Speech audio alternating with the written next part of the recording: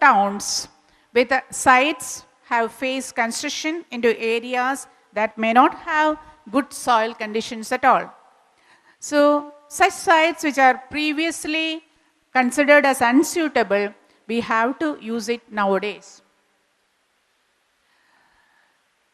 If we have poor soil, what we have to do?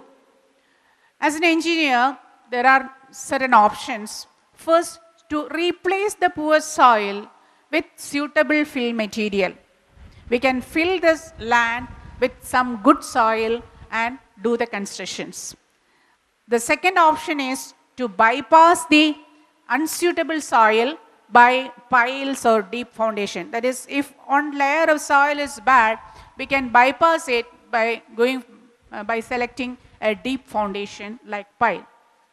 Then another option is to redesign the whole project.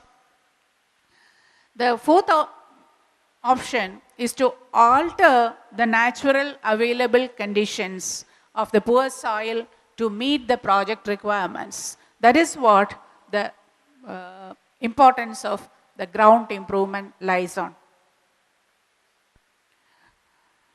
So when you think of a site, these are the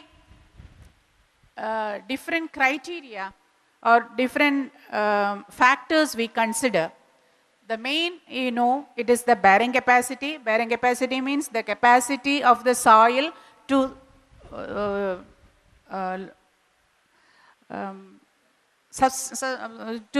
the load. Capacity to hold the load on the soil.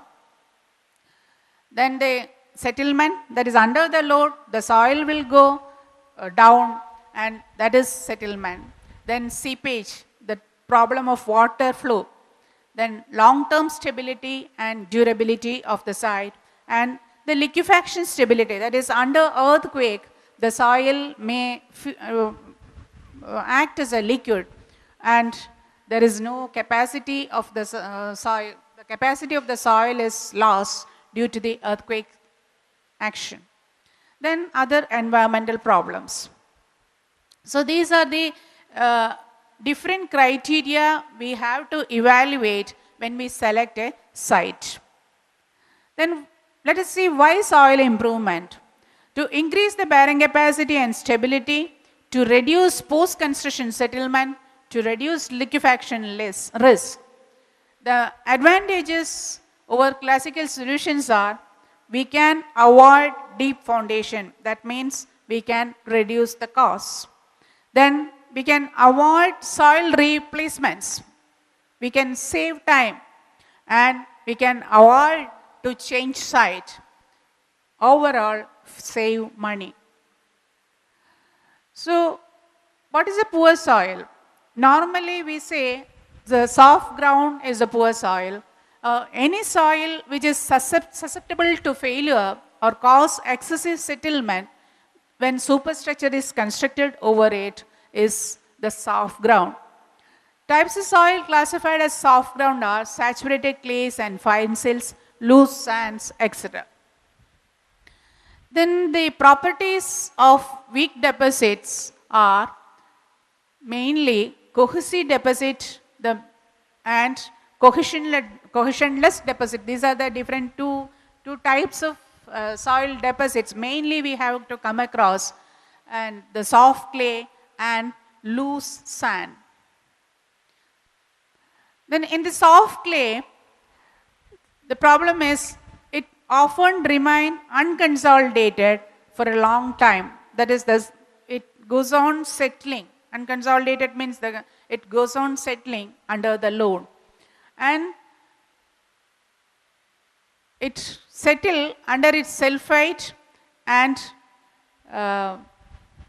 also due to the superstructure. I just skip some of the more technical portions because I know it's a mixture of first year to third semester, fifth semester students. So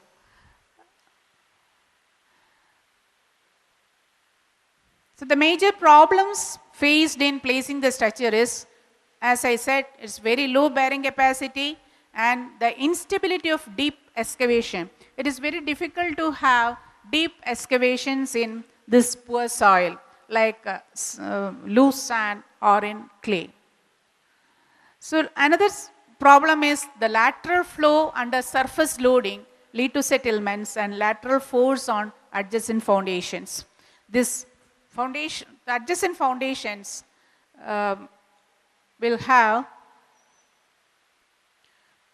the construction will have some effect on the adjacent foundations also.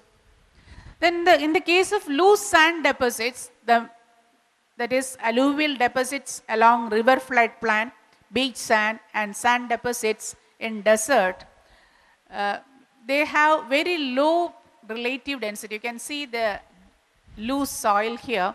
Since the particles are arranged in loose configuration, a very small disturbance may result in the large volume reduction.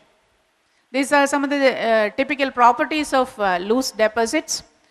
The major problems faced with these loose deposits are low bearing capacity, high settlement, susceptibility to liquefaction, higher seepage loss, and high earth pressures.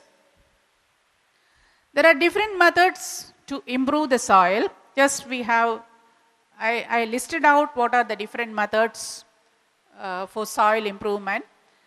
Mainly, it can be classified into 3 groups: the ground reinforcement, ground improvement, and ground treatment.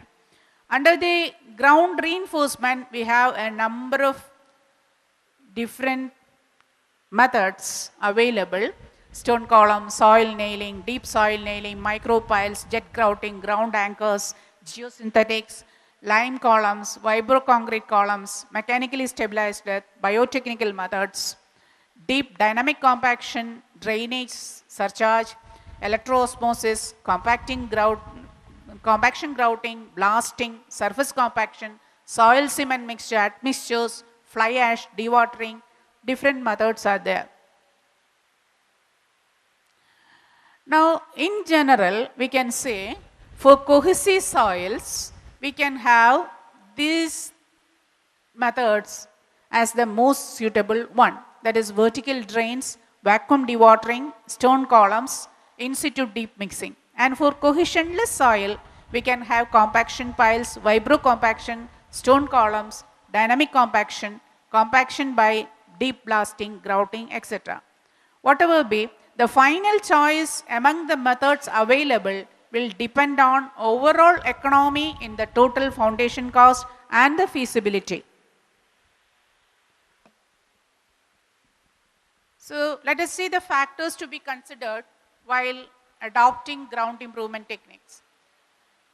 First thing is the purpose. For what purpose we want to do the ground improvement. And this establish the level of improvement required in terms of properties such as strength, permeability, compressibility, etc. And the next thing is the area and depth and also the volume of the soil to be treated. In which area we have to do the treatment and what is the volume involved in the treatment and up to what depth we have to do the treatment. All this determine which method we have to go for.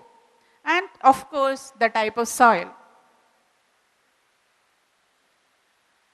Then another factor is availability of the material. Which material is available to us readily, and also the equipment, what equipment is available to us, and what is the skill labor we can have. Another another factor is the environmental problem, environmental issues, and also some local experiences and preferences will govern. Time available and cost is another factors.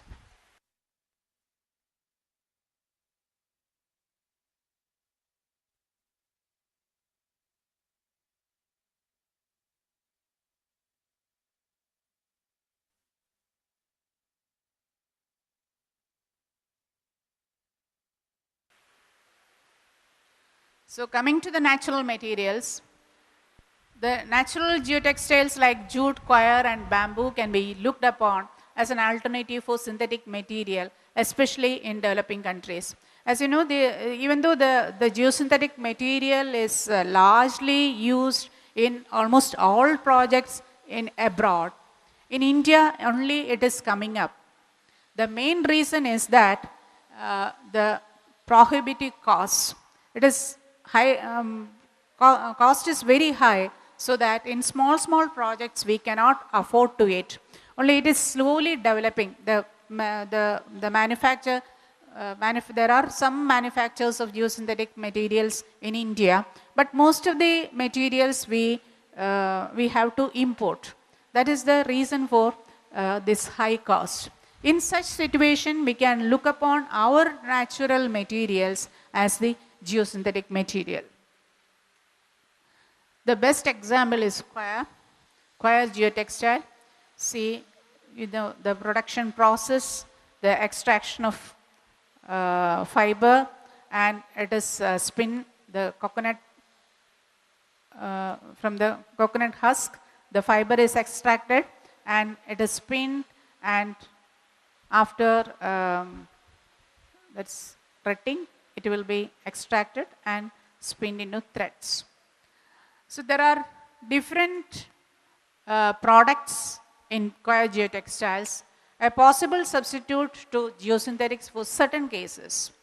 It's biodegradable and eco-friendly, and the cost of production is very low.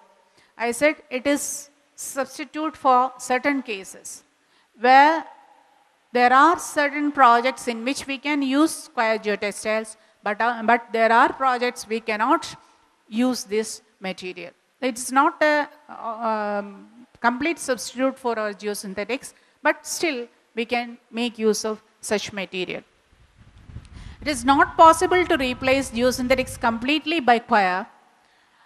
Being permeable, they cannot be used as water barriers. That is the major disadvantage. In permeability should be checked. The cases where permeability should be checked, this is the major disadvantage.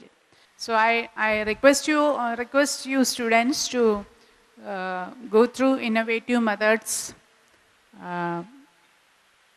go to the facilities available in the internet, and know what are the developments taking place around us in this field of civil engineering. Any questions? Yes. Pardon? Applicable in all types of roads. All types of roads. Yeah. Or is there any particular field? No. We can normally where we apply the geotextile, we apply the geotextile when the soil, that subgrade, the soil below the road surface is not good. Okay. So if the subgrade is not good, what the problem is, as I said, the particles, that is stone particles, which we use as a base material, can go into the subgrade under the wheel load. So if you use a